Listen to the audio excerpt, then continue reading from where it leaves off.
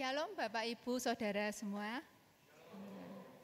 Majelis Jemaat mengucapkan selamat datang dan selamat mengikuti ibadah di Gereja Kristen Indonesia Klaten. Berikut kami sampaikan beberapa warta lisan. Pertama, warta cetak. Diberitahukan kepada jemaat dan simpatisan GKI Klaten bahwa selain warta digital, saat ini Majelis Jemaat telah menyediakan warta cetak yang dapat diambil di meja presensi jemaat. Untuk warta digital, jemaat dan simpatisan silakan men-scan kode QRIS yang terdapat di bangku ibadah. Kedua, kotak doa. Jemaat dan simpatisan yang membutuhkan dukungan doa dapat mengisi form layanan doa dan memasukkan ke dalam kotak doa yang telah disediakan di samping meja presensi. Ketiga, pelayanan ibadah. Ibadah Minggu tanggal 2 Juli 2023 pukul 9 dilayani oleh Pendeta Emeritus Pan Binton dan pukul 17 waktu Indonesia Barat akan dipimpin oleh Pendeta Lukas Suprastowo. 4. Perjamuan Kudus. Perjamuan Kudus akan dilayankan dalam ibadah pada hari Sabtu dan Minggu tanggal 8 dan 9 Juli 2023. 5. Atestasi.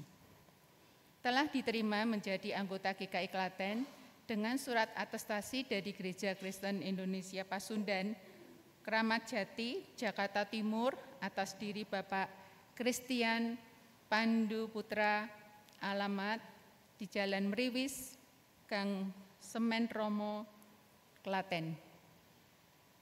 6. Tahun program kerja 2023 sampai 2024.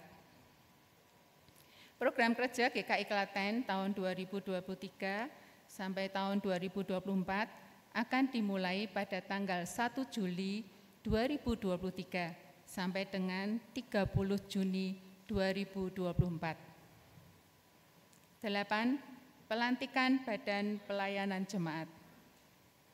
Pada hari Sabtu tanggal 15 Juli 2023 dalam ibadah pukul 18 waktu Indonesia Barat akan dilantik Badan Pelayanan Jemaat Pengurus Wilayah 78 GKI Klaten dan Pengurus Komisi Ibadah GKI Klaten periode 2023 sampai 2025. Mohon dukungan doa. 9. Hari ulang tahun Komisi Lanjut Usia GKI Klaten. Ibadah hari ulang tahun ke-38 Komisi Usia Lanjut GKI Klaten diadakan pada hari Kamis 6 Juli 2023 pukul 16.30 waktu Indonesia Barat dipimpin oleh Pendeta Emeritus Pan Binton. Mohon kehadiran warga usia lanjut. 10. Selamat ulang tahun. Majelis Jemaat mengucapkan selamat ulang tahun kepada jemaat yang berulang tahun pada minggu ini. Kiranya Tuhan memberkati dengan berkat rohani yang berlimpah-limpah dari surga dan kuasa untuk menikmati berkat-berkat Tuhan. Selamat beribadah dan Tuhan memberkati.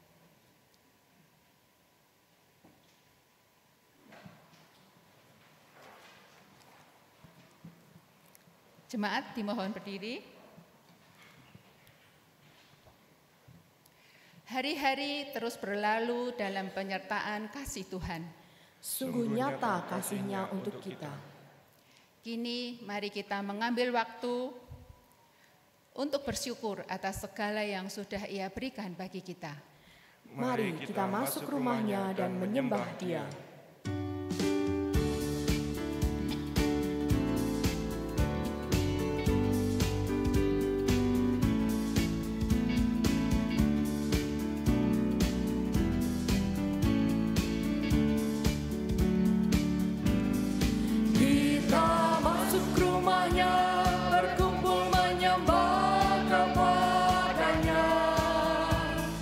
Kita masuk rumahnya, berkumpul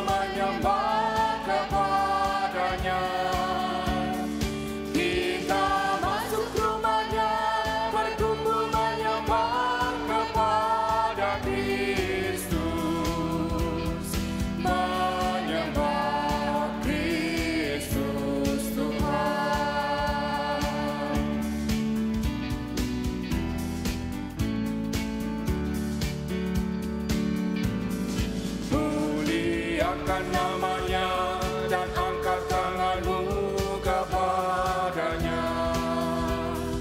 Muliakan namanya dan angkat tanganmu kepadanya.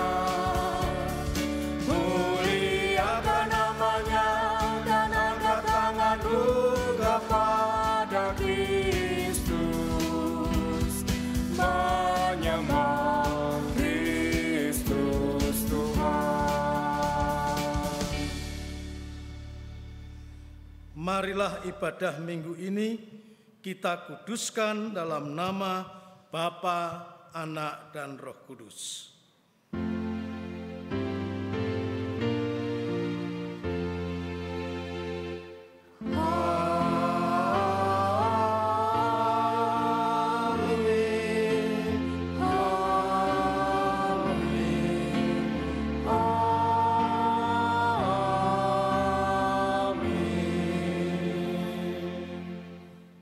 Damai Kristus besertamu dan besertamu juga.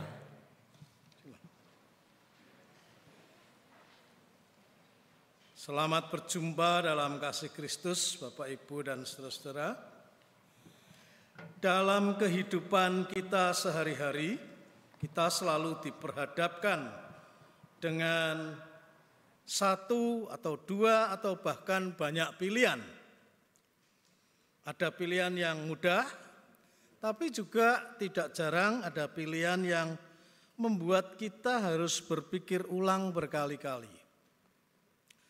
Salah satu pergumulan orang Kristen adalah ketika diperhadapkan pada pilihan untuk menyatakan kebenaran, namun kemudian akan merasa tidak nyaman, atau tetap berada dalam zona aman, nyaman, damai, tapi akhirnya menutup kebenaran.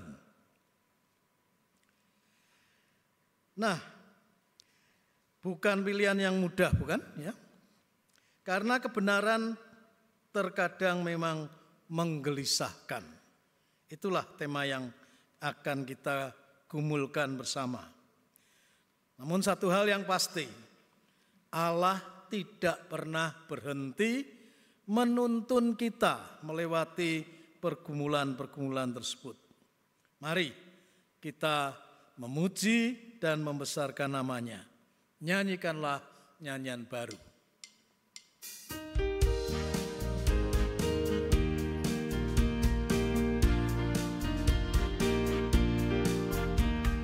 Nyanyikanlah nyanyian baru bagi Allah, pencipta cakrawala. Segala serafim kerubim pujilah Dia, besarkanlah namanya. Bersorak-sorai bagi rajamu, bersorak-sorai bagi rajamu.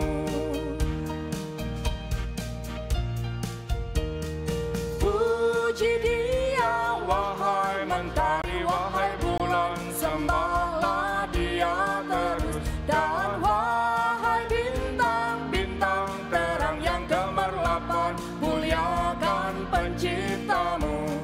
Bersorak-sorai bagi rajamu, bersorak-sorai bagi rajamu. Wahai langit yang mengatasi segala langit, mazmurkanlah Tuhanmu. Hai air di atas langit, turut memuji Tuhan, muliakan penciptamu. Bersorak-sorai bagi rajamu, bersorak-sorai bagi rajamu. Seharusnya lah hidup kita merupakan pujian bagi Allah yang besar, Allah yang patut kita sembah. Tapi bukankah kita sering harus mengaku pergumulan kita untuk memuliakan Tuhan tidak selalu berjalan dengan baik? Mari kita akan datang pada Tuhan dalam pengakuan kita di depan Tuhan, dan mari kita siapkan hati kita O Allahku, jenguklah diriku.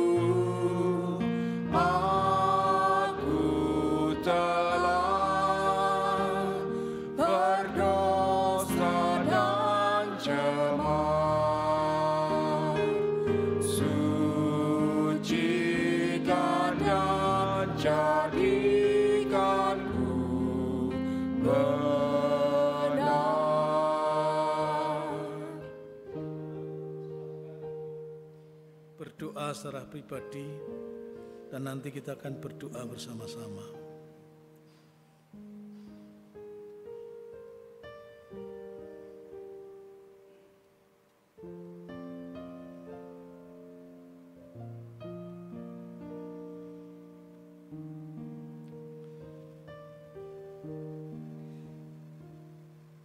Ya Tuhan, inilah pengakuan kami. Dengan pikiran, hati, dan perbuatan kami yang seringkali tidak memuliakan Tuhan, tapi malah menjadi batu sandungan bagi orang lain untuk datang kepadamu ya Tuhan. Ampunilah kami yang berdosa dan cemar. Bahkan dalam kehidupan kami bersama sebagai gereja Tuhan, sebagai tubuh Kristus, kami akui betapa kami tidak melakukan tugas panggilan kami, dan kami gagal untuk menyatakan kemuliaan Tuhan di tengah-tengah dunia ini. Perbaharui kami, ya Tuhan. Roh Kudus-Mu kiranya menuntun langkah kami, sehingga sebagai umat Tuhan bersama-sama kami dapat menyatakan kemuliaan Tuhan. Dengarlah pengakuan kami di dalam nama Yesus Kristus, Juru Selamat kami yang hidup.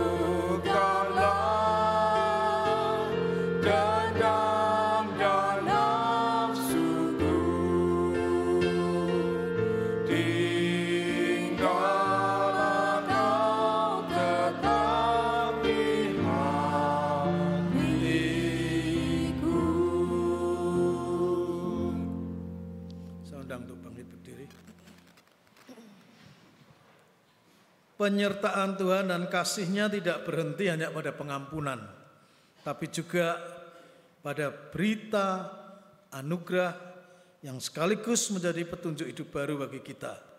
Injil Yohanes 8 ayat 12 menyatakan, maka Yesus berkata pula kepada orang banyak, katanya, Akulah terang dunia.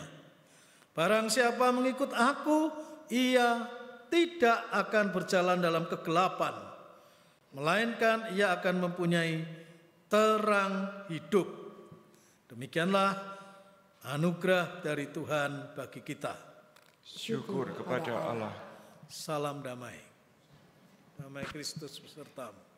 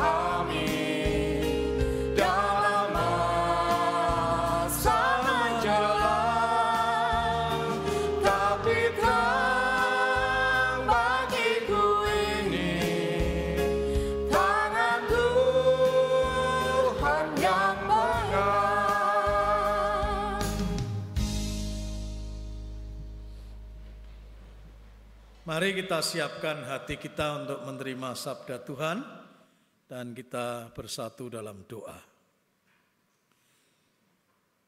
Terima kasih ya Tuhan, karena dalam segala situasi hidup kami, dalam pergumulan kami, bahkan menghadapi hari esok yang kami tidak tahu, Tuhan tidak pernah meninggalkan kami. Tuhan menuntun kami.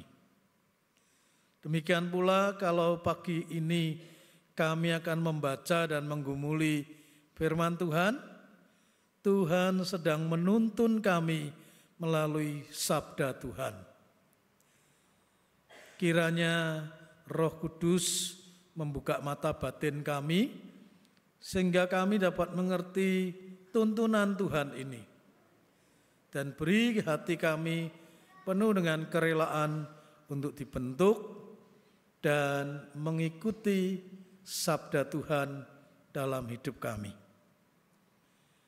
Ya Roh Kudus, berbicaralah kepada batin kami yang terdalam. Dan kiranya kami dapat berjumpa dengan Sang Sabda yang menerangi hidup kami. Kami sambut sabda Tuhan dengan penuh syukur dalam nama Yesus Kristus. Amin. Bacaan pertama diambil dari Yeremia pasal 28 ayat 5 sampai dengan ayat 9. Yeremia pasal 28 ayat 5 sampai dengan ayat 9.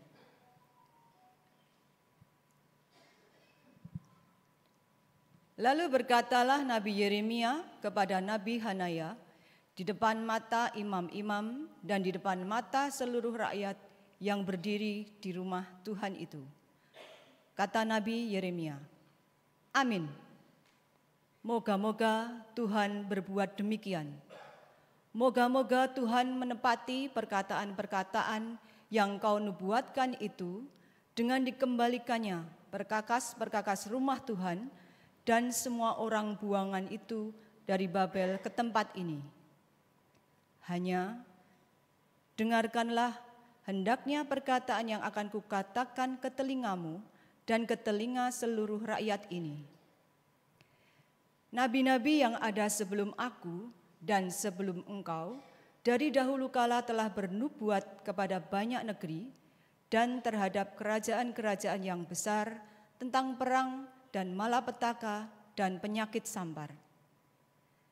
Tetapi mengenai seorang nabi yang bernubuat tentang damai sejahtera, jika nubuat nabi itu digenapi, maka barulah ketahuan bahwa nabi itu benar-benar diutus oleh Tuhan. Demikianlah sabda Tuhan. Syukur kepada Allah. Dengan berbalas-balasan, marilah kita membaca Mazmur 89 ayat 2 sampai dengan ayat 5. Mazmur 89 ayat 2 sampai 5, lanjut ayat 16 sampai 19. Saya membaca ayat genap, jemaat membaca ayat ganjil.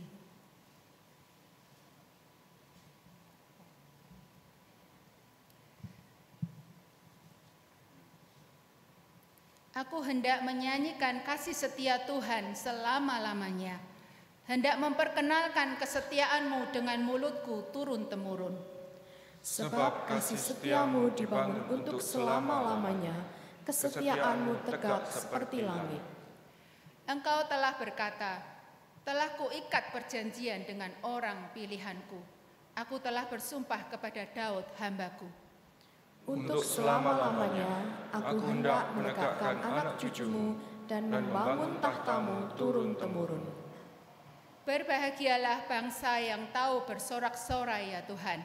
Mereka hidup dalam cahaya wajah-Mu. Karena namamu mereka bersorak-sorak sepanjang hari, dan karena keadilanmu mereka bermegah. Sebab Engkaulah kemuliaan kekuatan mereka, dan karena Engkau berkenan, tanduk kami meninggi. Sebab perisai kita kepunyaan Tuhan, dan Raja kita kepunyaan Yang Kudus Israel. Bacaan kedua diambil dari surat Paulus kepada jemaat di Roma, pasal 6 ayat 12 sampai dengan ayat 13. Roma pasal 6 ayat 12 sampai dengan ayat 13. Sebab itu hendaklah dosa jangan berkuasa lagi di dalam tubuhmu yang fana, supaya kamu jangan lagi menuruti keinginannya.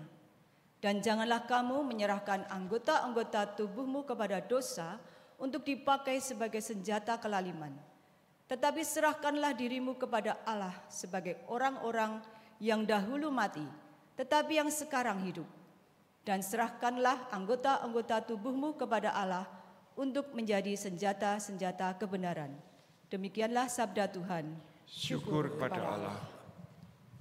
Bacaan Injil diambil dari Injil menurut Matius pasal 10 ayat 40 sampai ayat 42.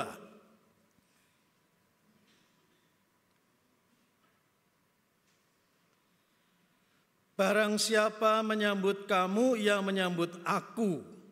Dan barang siapa menyambut aku, ia menyambut dia yang mengutus aku. Barang siapa menyambut seorang nabi sebagai nabi, ia akan menerima upah nabi.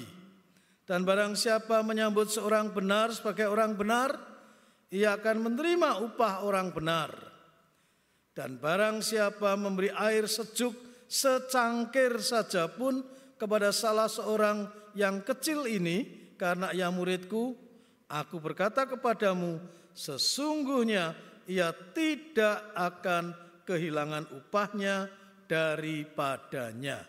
Demikianlah Injil Yesus Kristus.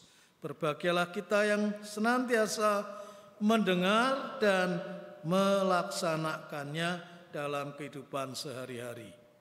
Haleluya. Haleluya, haleluya, haleluya.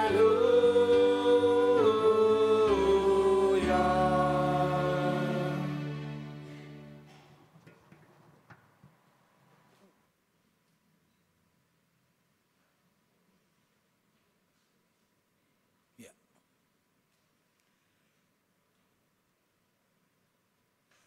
Ya, hari-hari ini ungkapan ini sudah menjadi trademark, ya. Sekian tahun ini sudah orang kalau diajak shalom segera menyambutnya shalom. Sebetulnya bukan cuma shalom, yang benar ya shalom aleichem. Terus balasnya bagaimana Bapak Ibu? Kalau Anda diberi ucapan shalom aleichem, jawabnya gimana? Ya? Jawabnya aleichem shalom. Karena shalom aleichem berarti damai sejahtera bagi kamu. Peace be with you. Jawabnya bagi kamu juga damai sejahtera. Jadi aleichem shalom. Harusnya begitu ya. Sama dengan yang Arab. Dalam bahasa Arab, assalamualaikum. Balasnya waalaikumsalam. Ya. Memang kita senang sekarang ini pakai shalom-shalom begitu rupa. Karena kita ingin perjumpaan kita itu nyaman, damai. Kita mendoakan damai kok ya. Tapi tidak selalu kita itu bisa mengalami perjumpaan yang memberikan damai. Tidak selalu. Anda datang mau mengabarkan berita buruk, kan tidak selalu bisa memberikan shalomnya toh. Orang datang pada kita mau nagih utang, nah, mungkin dia tidak akan pakai shalom. Ya toh. Kita juga, wah ini datang mau apa ya? Nah kita sudah ambil sikap alert karena tidak nyaman. Jadi memang tidak selalu kita menghasilkan perjumpaan yang penuh damai.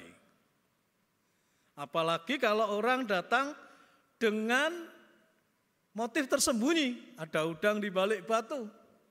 Maka gambarnya itu seperti ini. Itu gambaran gesture yang tidak tulus.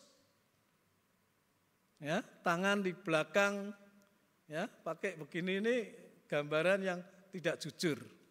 Kalau di Jawa tradisional, tangan di belakang megang keris. Ya, perjumpaan kok megangnya keris, medeni. Maka kalau pernikahan meskipun pakaian tradisional pakai keris, tapi pada waktu mengucapkan janji nikah kan kerisnya harus dilepas. Baru silahkan mengucapkan janji dengan tulus.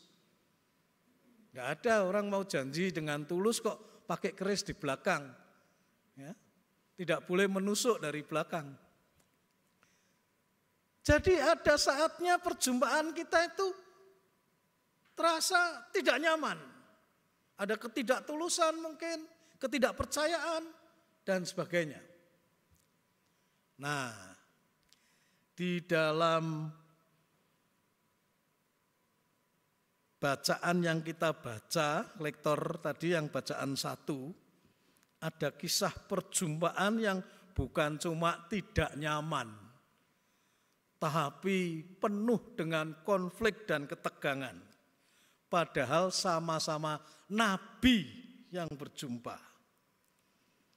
Ya, kita lihat bagaimana seorang nabi yang bernama Hananya. Ini kok tidak jalan terus.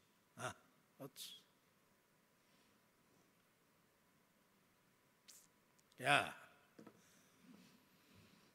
saya kasih judul pemberitaan dusta. Tokohnya Hananya. Menubuatkan sesudah 2 tahun dari dirampasnya alat-alat bait suci dan dibawanya orang-orang Israel ke tanah Babel, Tuhan akan membebaskan kamu dari Babilonia. Tuhan akan menolong Israel umatnya. Bahkan semua alat-alat bait suci yang sudah diangkut akan dikembalikan dalam waktu 2 tahun ini.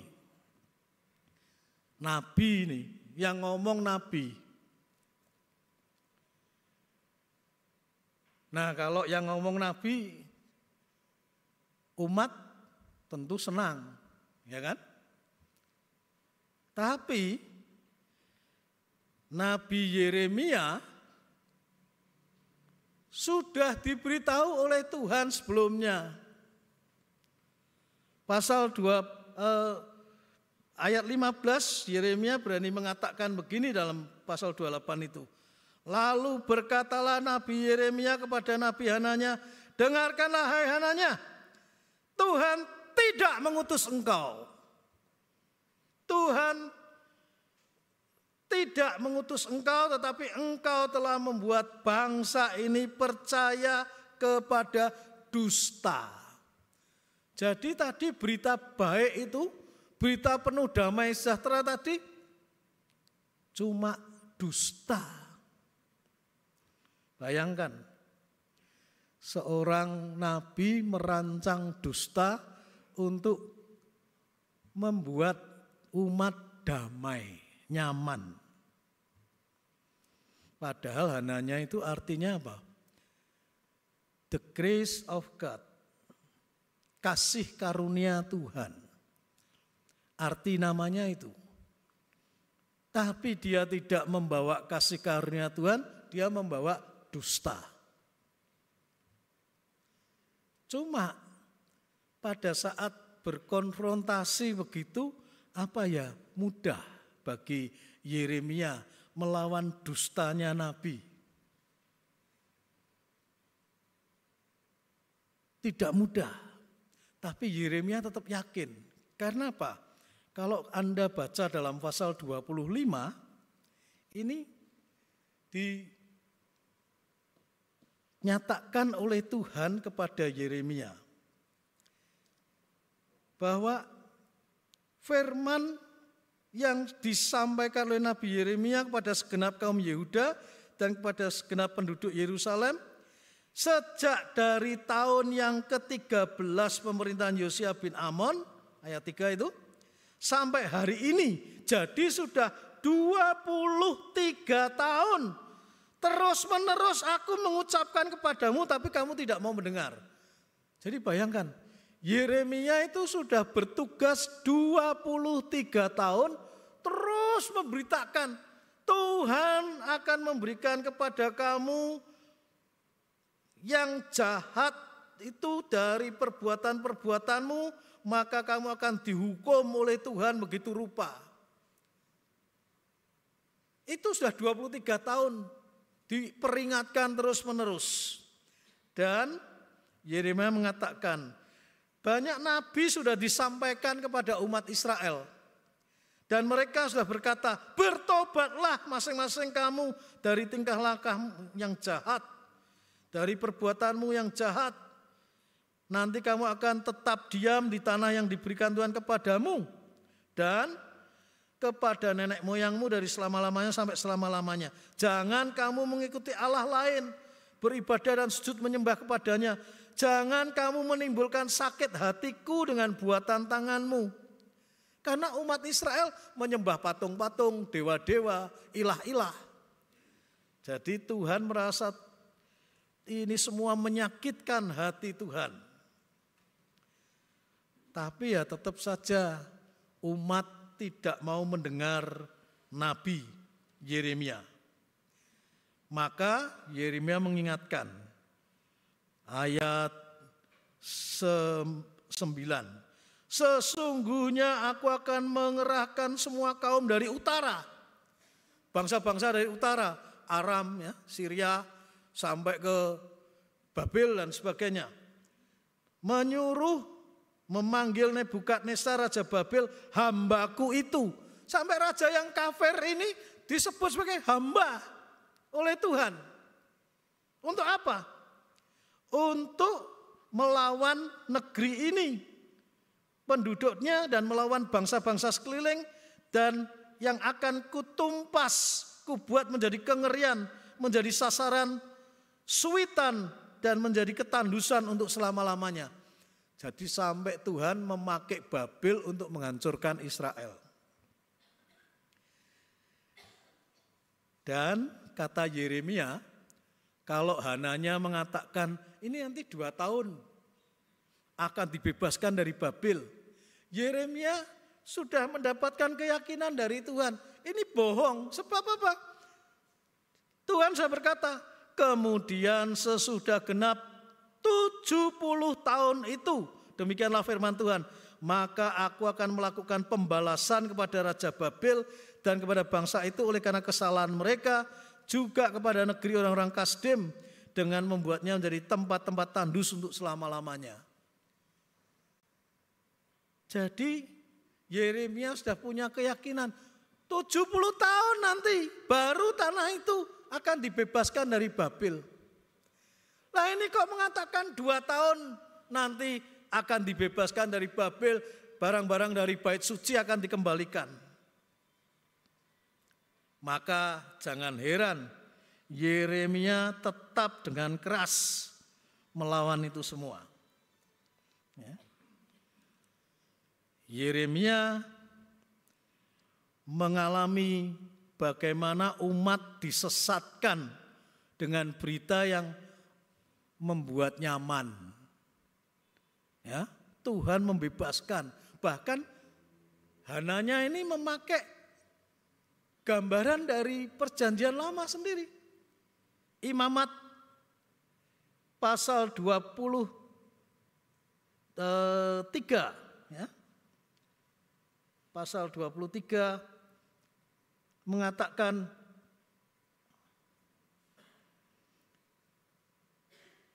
Akulah Tuhan Allahmu yang membawa kamu keluar dari tanah Mesir, supaya kamu jangan lagi jadi budak mereka. Aku telah mematahkan kayu kuk di atasmu dan membuat kamu berjalan tegak. Dengan cara apa? Dia lihat Yeremia yang memakai kuk. Tahu kuk ya? Kuk itu ini loh apa? Gandar kuk itu yang untuk dipasang kepada sapi supaya sapinya nanti membajak dengan baik. Maka Yesus juga mengatakan pikulah kuku karena kuku ringan. sebab kita memikulnya bersama Yesus. Ya. Nah itu Yeremia disuruh membuat kuk dan memakainya sebagai simbol di hadapan umat. Hananya ini dengan sangat nekat pakai gambaran dari perjanjian lama. Ini loh, Tuhan itu seperti membebaskan Israel dari Mesir dulu itu, kamu akan dibebaskan sekali lagi. Dan kuknya Yeremia diambil, dipatahkan. Konfrontasi terang-terangan. Yeremia bagaimana?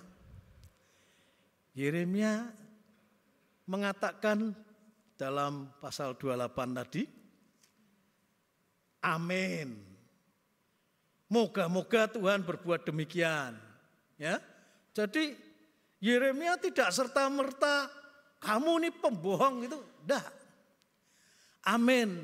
Moga-moga Tuhan berbuat demikian. Wong Nabi tentu juga merindukan umat mengalami nasib baik. Umat diberkati dan dibebaskan oleh Tuhan.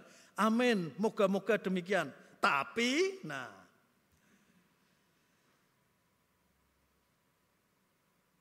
hanya dengarkanlah hendaknya perkataan yang akan kukatakan ke telingamu dan telinga seluruh rakyat.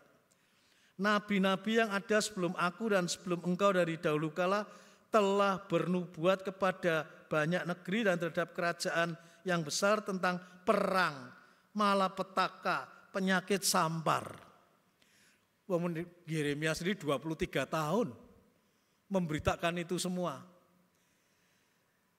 Tetapi mengenai seorang nabi yang bernubuat tentang damai sejahtera, jika nubuat nabi itu digenapi, maka barulah ketahuan bahwa nabi itu benar-benar diutus oleh Tuhan. Seolah-olah Yeremia mau mengatakan begini, selama ini puluhan tahun ini Tuhan memberitakannya hanya berita perang, sampar, berita kutukan. Tahu-tahu kamu mengatakan damai sejahtera. Ya, aku tidak perlu menghakimi. Tapi nanti silahkan, ini terbukti atau tidak, kamu ini benar-benar nabi dari Tuhan atau tidak, Tuhan yang akan membuktikan. Nah, kira-kira begitu. Tidak mau menghakimi ini Yeremia. Hananya malah semakin kurang ajar. Gandarnya itu diambil dari Yeremia, dipatahkan. Seperti ini loh. Tuhan akan membebaskan umat Israel dari Babel. Yeremia cuma diam.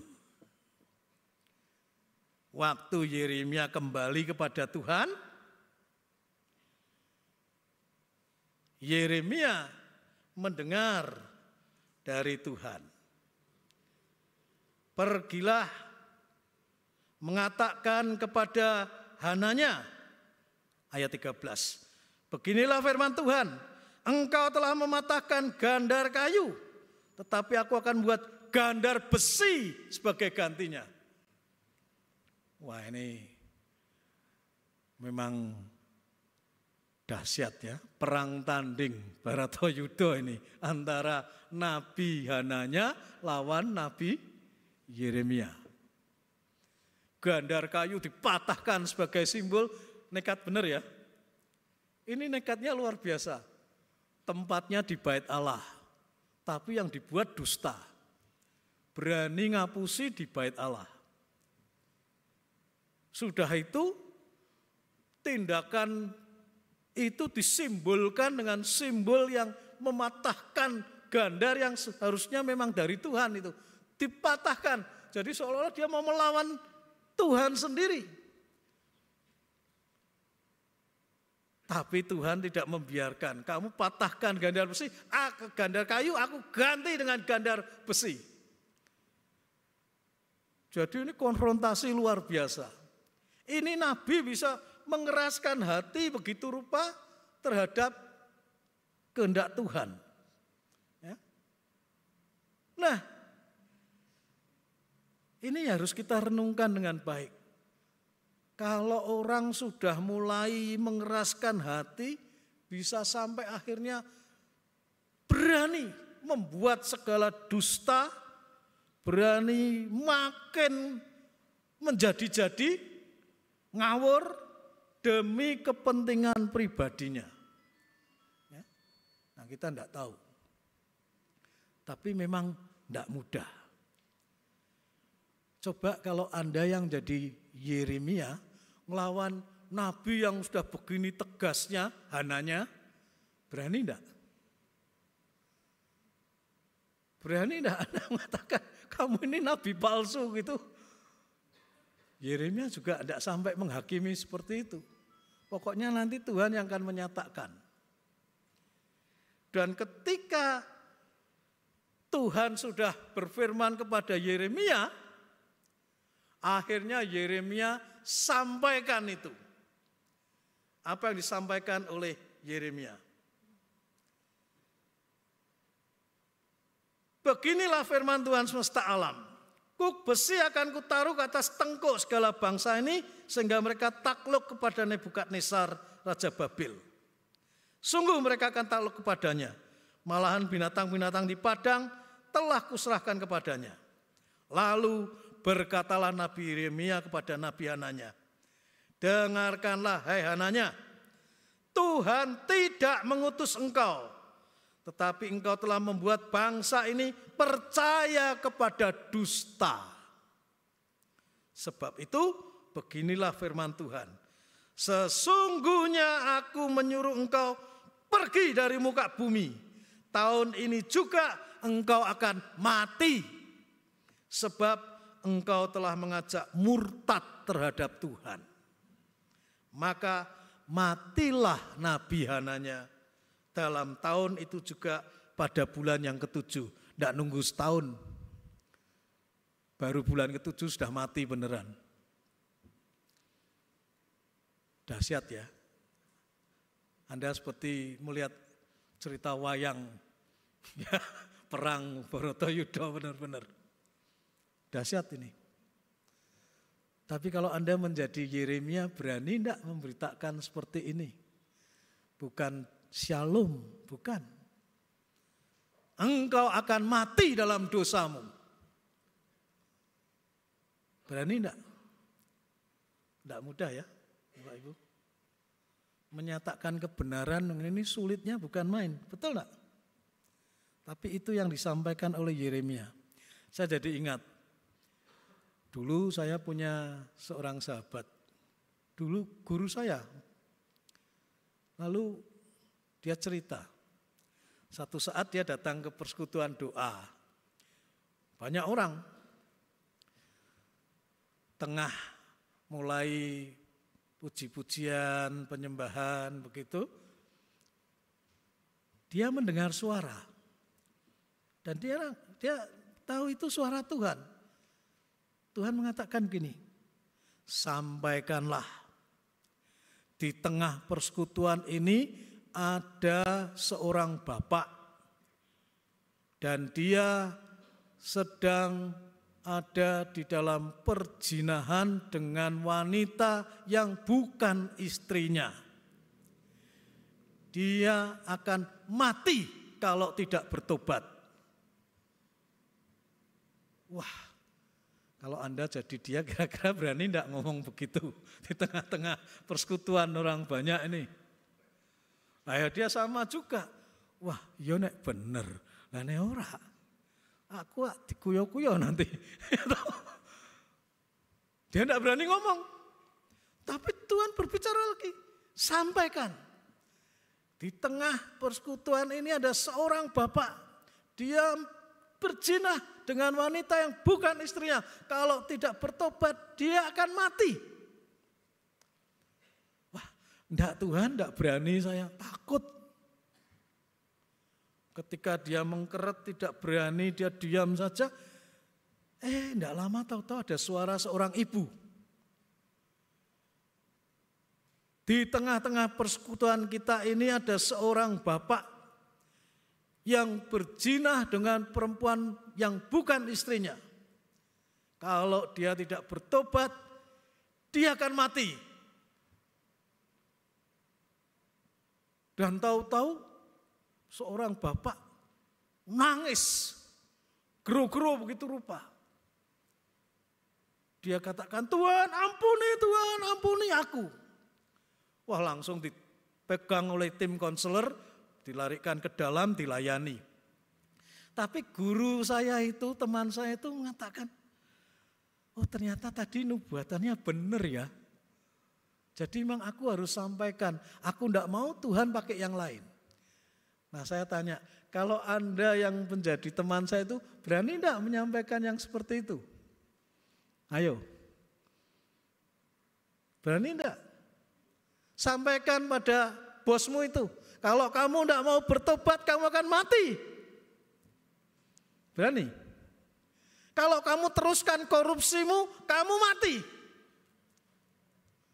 Berani enggak? Kalau Anda disuruh menyampaikan, menegur, kamu ini salah. Kalau kamu enggak mau bertobat, hati-hati. Hidupmu bisa hancur. Berani enggak? Resiko loh. Persahabatan bisa rusak. Siapa yang orangnya yang senang ditegur begitu? Tapi gimana lagi kalau kamu harus beritakan kebenaran Tuhan? Berani enggak? Dan itu enggak mudah.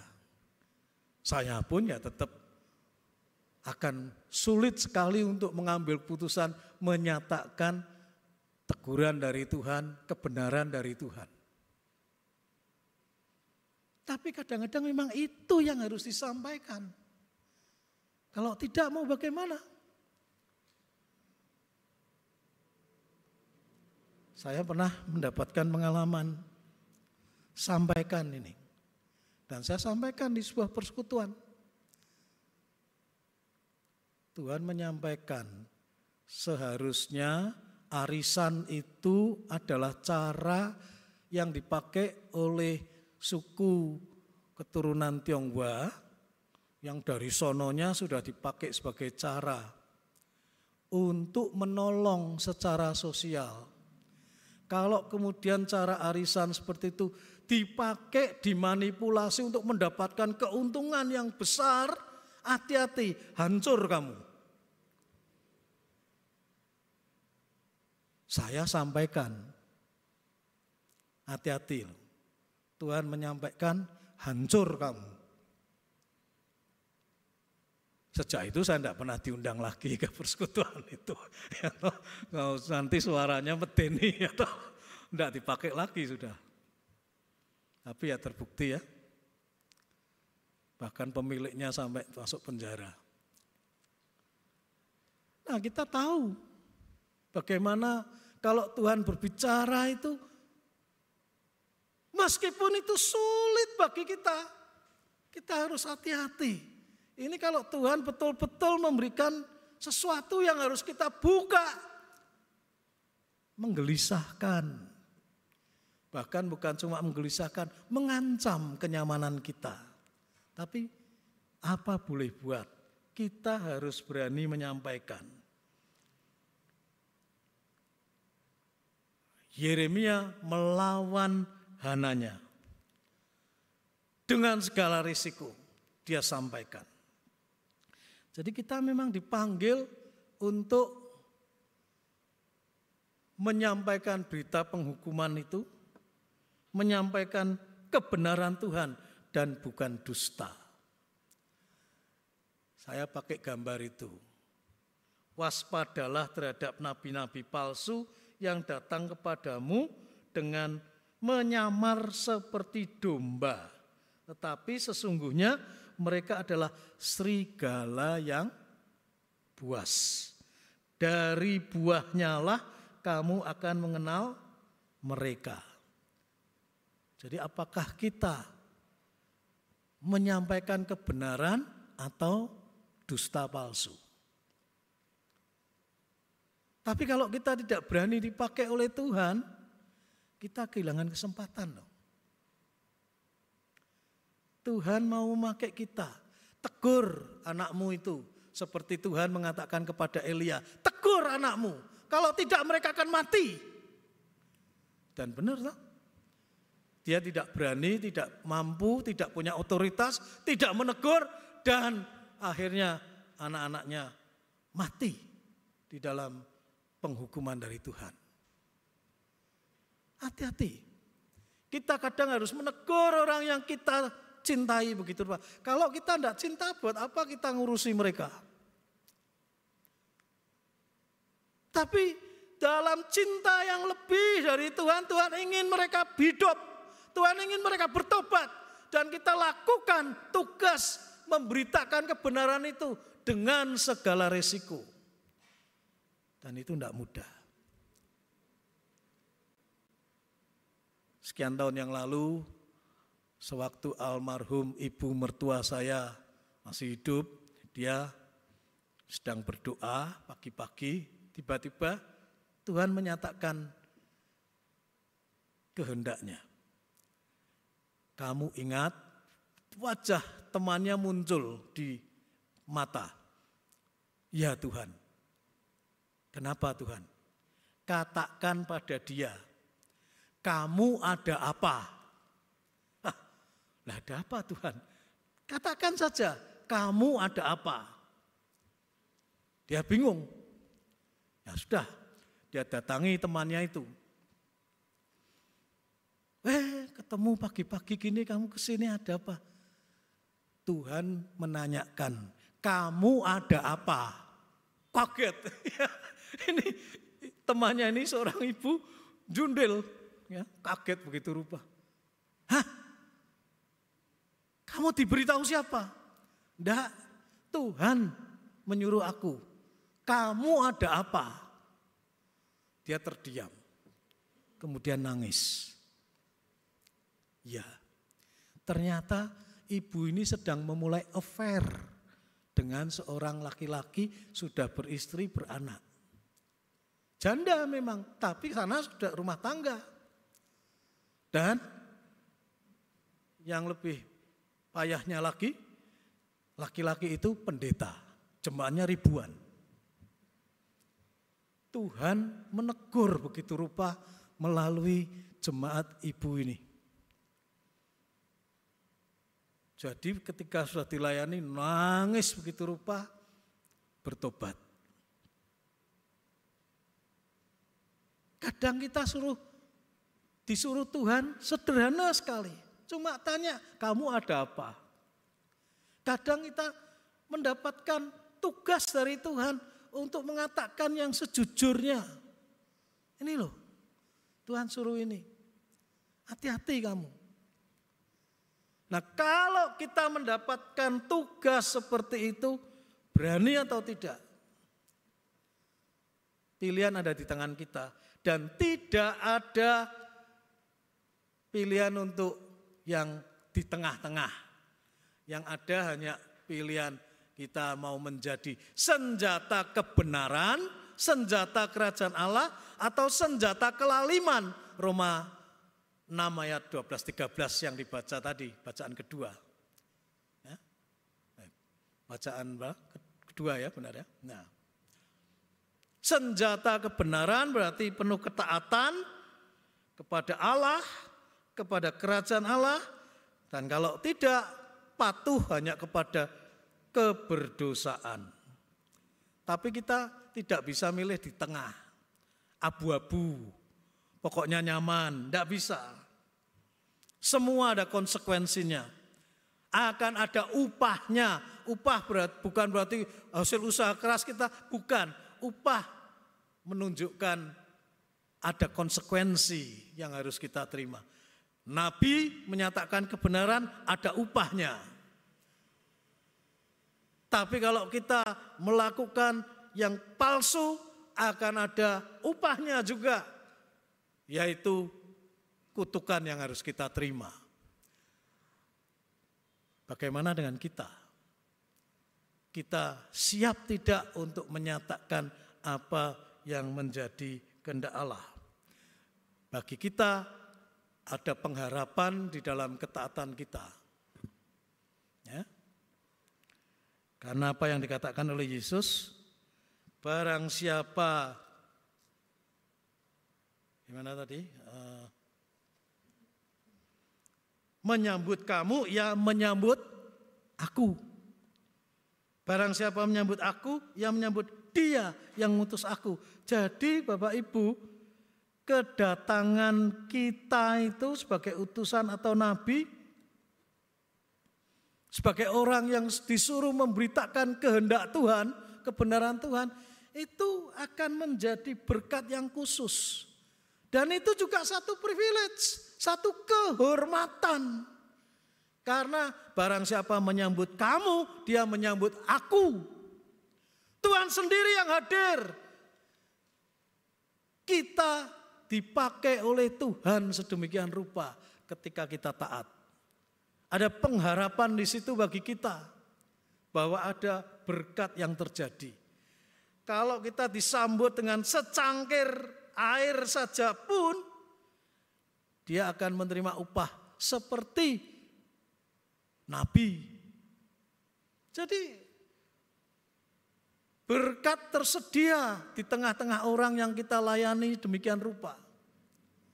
Maka kalau Tuhan menyuruh, sampaikan itu kepada anakmu, sampaikan ini kepada temanmu, sampaikan kehendak Tuhan, suruh dia untuk bertobat. Sampaikanlah meskipun ada banyak risiko yang tidak mudah untuk kita tanggung. Ketika Tuhan mempercayakan kebenarannya kepada engkau, itulah saatnya kita menjalankannya dengan sebaiknya. Jangan kita malah memanipulasi, membiarkan, apatis, tidak peduli karena kita berurusan dengan Tuhan sendiri. Maka pertanyaan pagi ini, bagaimana kita hidup? Apakah kita benar-benar hidup dalam kebenaran dari Tuhan atau hidup dalam kemunafikan? Tuhan menolong kita. Amin.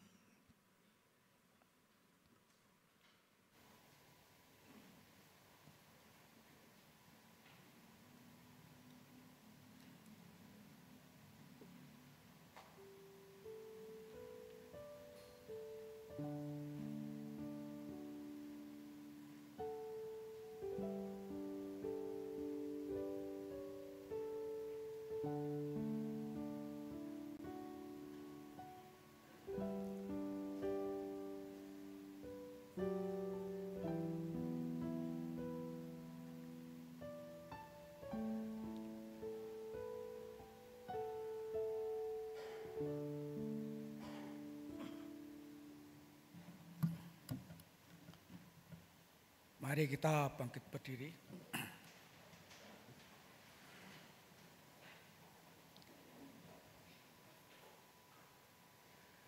Marilah kita bersama dengan umat Allah di masa lalu, masa kini, dan masa depan mengingat pengakuan pada baptisan kita menurut pengakuan iman rasuli.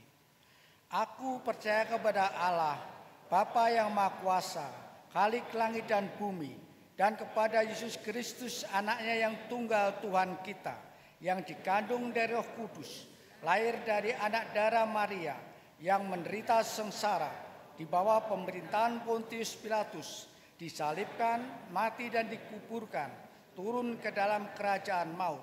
Pada hari yang ketiga, bangkit pula dari antara orang mati, naik ke surga, duduk di sebelah kanan Allah, Bapa yang Maha Kuasa, dan dari sana ia akan datang untuk menghakimi orang yang hidup dan yang mati. Aku percaya pada Roh Kudus, gereja yang kudus dan am, persekutuan orang kudus, pengampunan dosa, kebangkitan orang mati, dan hidup yang kekal. Amin. Dipersilakan duduk kembali.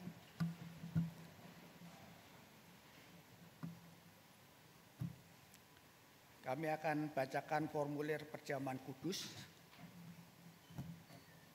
Dalam ibadah pada hari Sabtu dan Minggu, tanggal 8 dan 9 Juli 2023, kita akan merayakan perjamuan kudus. Untuk menyambut dan ikut serta dalam perayaan ini, marilah kita mempersiapkan diri secara bersama-sama. Pertama, pada perjamuan malam terakhir, Kristus menghendaki kita merayakan perjamuan kudus untuk mengenangnya. Mengenang Kristus berarti mengalami kehadirannya seperti murid-muridnya dahulu mengalami kehadirannya bersama mereka. Mengenang Kristus juga berarti menyadari secara pribadi seluruh kehidupan Kristus yang diberikannya bagi keselamatan dunia. Sejak ia lahir, melayani, menderita sengsara, mati, dibangkitkan, dan dimuliakan di surga. Marilah kita merenungkannya. Apakah saudara benar-benar untuk berjumpa secara pribadi dengan Kristus? Untuk mengalami kasih, kuasa, dan kebenarannya yang memperbarui saudara? Apakah saudara menghayati bahwa seluruh kehidupan dan karya Kristus, yaitu kehadirannya, pelayanannya, penderitaannya, kematiannya, kebangkitannya, kenaikannya ke surga, sampai dengan kedatangannya kembali, terkait dengan kehidupan saudara? Kedua, pada perjamuan malam terakhir, Kristus memecah roti dan mengangkat cawan. Ia membagikan tubuh dan darahnya sendiri kepada murid-muridnya. Menerima tubuh dan darahnya berarti dipersatukan dengan Kristus, sehingga ia menjadi kepala dan kita tubuhnya. Menerima tubuh dan darahnya berarti dipersatukan dengan semua orang yang menerimanya, juga menjadi satu tubuh dan satu roh. Marilah kita merenungkannya. Apakah saudara menghayati bahwa Kristus adalah kepala seluruh kehidupan saudara dalam hidup berjemaat dan bermasyarakat, dalam keluarga dan pekerjaan saudara? Apakah saudara menghayati bahwa saudara adalah anggota tubuh Kristus yang saling mengasihi? Ketiga, ketika kita bersatu dengan Kristus, roti hidup yang dipecah-pecahkan bagi dunia ini, kita pun dipersatukan dalam kematian dan kebangkitan Kristus. Dipersatukan dengan Kristus berarti diutus untuk mengosongkan dan menyangkal diri, memikul salib, dan mengikut Kristus.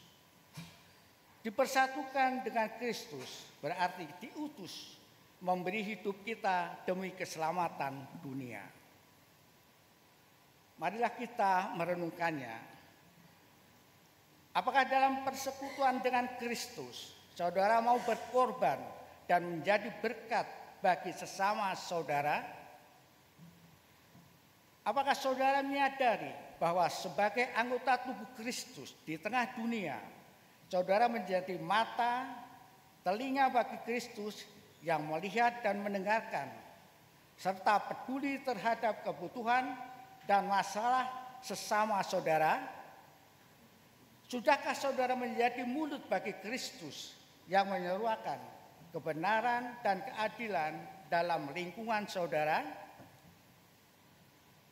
Sudahkah saudara menjadi tangan bagi Kristus yang berkarya memperjuangkan damai sejahtera di muka bumi? Kiranya Roh Kudus menolong kita semua dalam persiapkan diri untuk merayakan perjamuan kudus pada tanggal 8 dan 9 Juli 2023 mendatang. Tuhan memberkati. Mari kita bersatu dalam doa syafaat.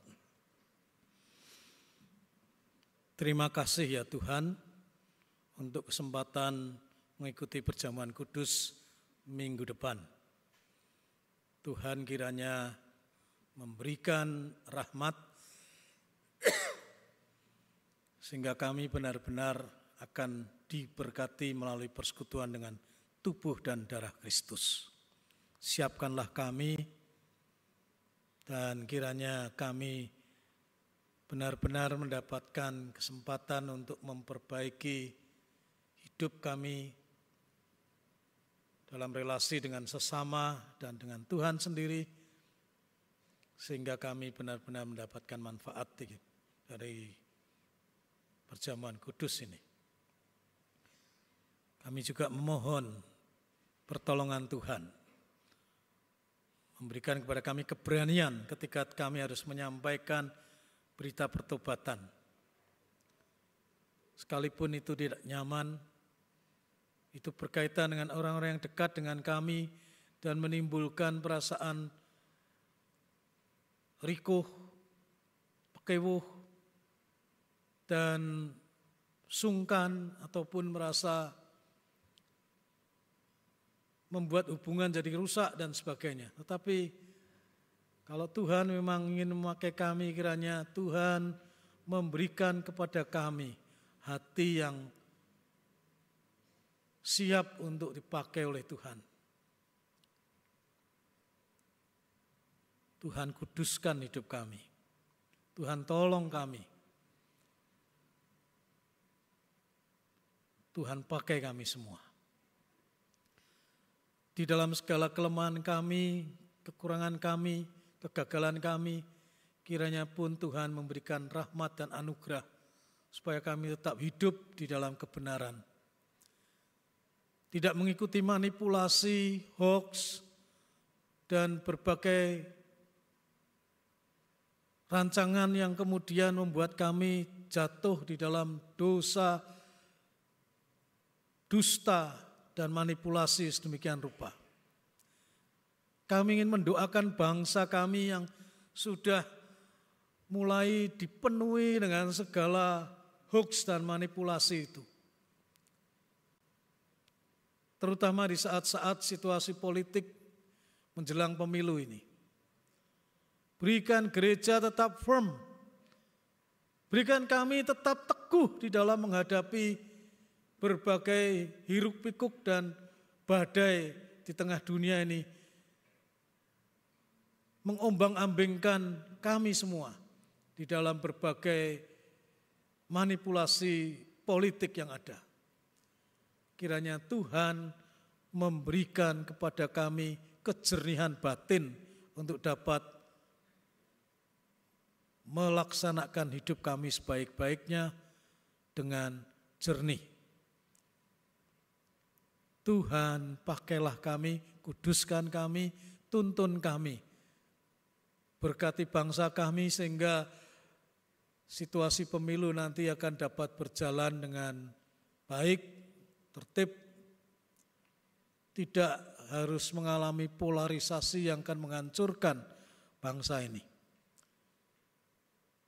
Tuhan, kami mohon rahmat-Mu bagi bangsa kami, bagi para pemimpin kami, bagi tokoh-tokoh masyarakat kami, sehingga pemilu akan berlangsung dengan lancar, dengan baik, dan kesatuan bangsa ini tidak terancam, retak dan hancur. Berikan rahmat bagi para pemimpin kami ya Tuhan. Terima kasih ya Bapak. Berkati kami semua sebagai tubuh Kristus di tengah-tengah masyarakat, supaya dapat menjadi kesaksian yang baik, membawa kebenaran dari Tuhan, sehingga dunia makin mengenal Tuhan, dunia makin memuliakan Tuhan, melalui kasih dan kebaikan yang Tuhan nyatakan melalui kehidupan ini. Dengarlah kiranya seru doa kami ini yang kami mohon di dalam nama Yesus Kristus yang mengajarkan kami untuk berdoa Bapa kami, dan kami nyanyikan.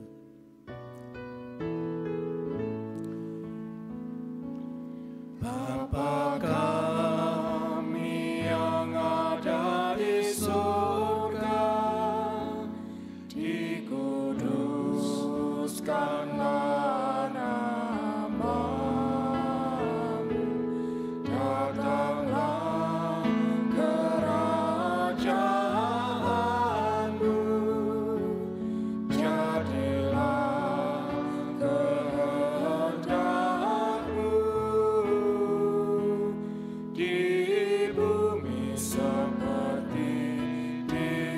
surga. Berilah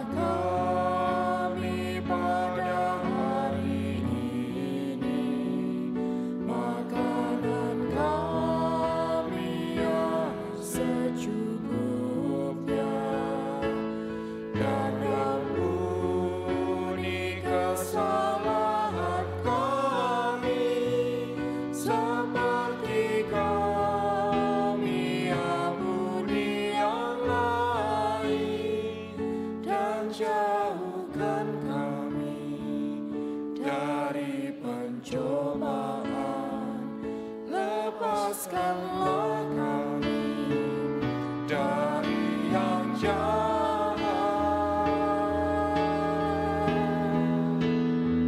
sebab Engkau yang punya kerajaan serta kuasa dan kemuliaan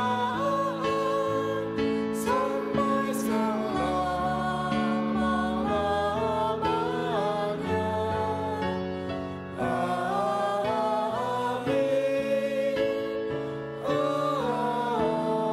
Amin.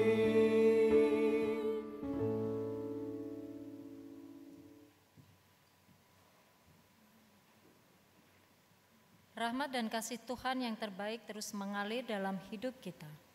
Oleh karena itu, marilah kita mengucap syukur atasnya dengan memberikan persembahan yang terbaik bagi Tuhan yang didasari dari Roma 12 ayat yang ke-1. Karena itu saudara-saudara, demi kemurahan Allah, aku menasihatkan kamu supaya kamu mempersembahkan tubuhmu sebagai persembahan yang hidup, yang kudus, dan yang berkenan kepada Allah. Itu adalah ibadahmu yang sejati. Dengan penuh syukur dan sukacita, mari kita mengumpulkan persembahan sebagai ungkapan syukur kita dan memuji Tuhan dari PKJ 149. Ucap syukur pada Tuhan.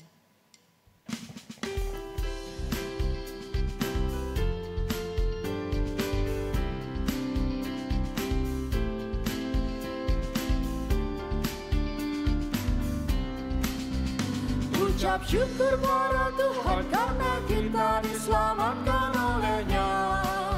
Senandungkan lagu baru, senandungkan lagu baru bagi-Nya. Nyanyikanlah dengan riang karena kasih setia Tuhan, nyanyilah. Senandungkan lagu baru, senandungkan lagu baru bagi-Nya. Muliakan nama Tuhan karena kuasa-Nya abadi muliakan.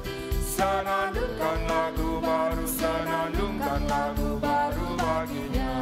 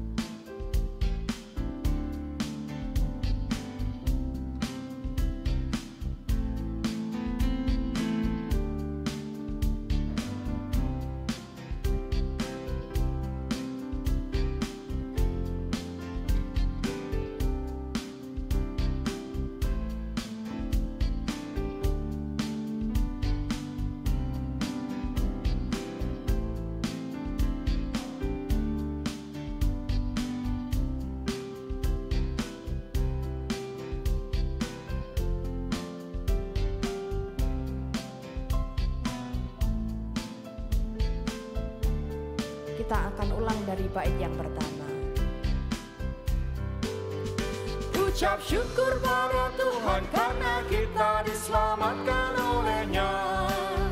Senandungkan lagu baru, senandungkan lagu baru bagi-Nya. Nyanyikanlah dengan riang karena kasih setia Tuhan, nyanyilah. Senandungkan lagu baru, senandungkan lagu baru bagi-Nya. Muliakan nama Tuhan karena kuasa-Nya abadi muliakan. Jemaat diundang untuk bangkit berdiri. Senandungkan lagu baru, senandungkan lagu baru baginya.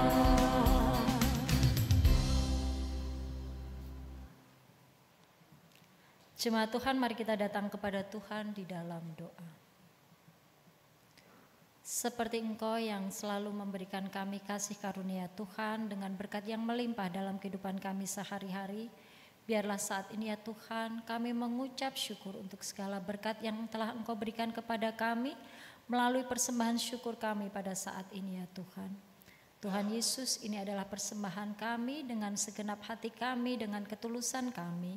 Dan biarlah Tuhan apa yang kami persembahkan ini boleh dapat menjadi berkat bagi sesama kami.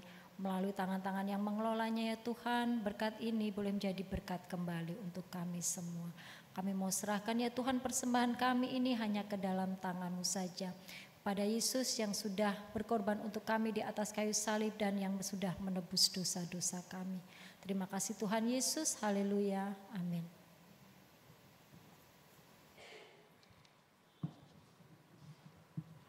Kembalilah ke tengah-tengah kehidupan, jadilah senjata kebenaran.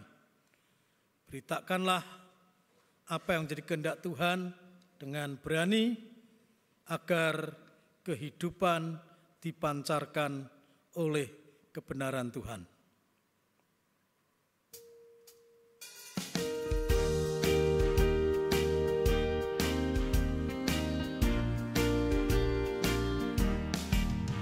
Marilah, marilah hai saudara, menyebarkan terang dunia.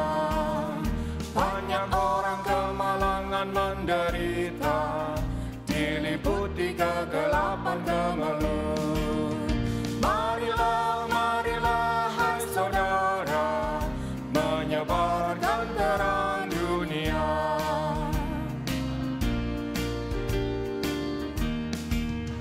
Marilah, marilah hai saudara, menyebarkan terang dunia. Ada juga yang digoda kemewahan, tapi tidak mengenal bahagia. Marilah, marilah hai saudara, menyebarkan terang dunia.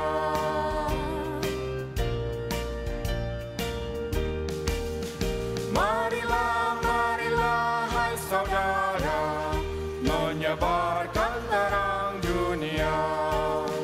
Tak terbilang yang sengsara dalam hati, kekurangan cinta kasih yang benar. Marilah, marilah hai saudara, menyebarkan terang dunia. Saudaraku, arahkanlah hatimu pada Tuhan, sehingga engkau senantiasa sanggup menyatakan dan menjunjung tinggi kebenaran di tengah hiruk-pikuk dunia. Kami mengarahkan hati kami kepada Tuhan.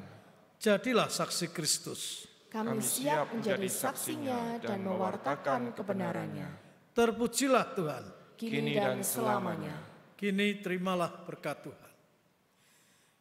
Kiranya Allah, Bapa, Sang Pemelihara kehidupan, bersama Yesus, Sang Teladan kebenaran, dan Roh Kudus, Sang Penuntun kehidupan, memampukan saudara untuk selalu menyatakan dan menjunjung tinggi kebenaran dari selama-lamanya sampai selama-lamanya. Amin.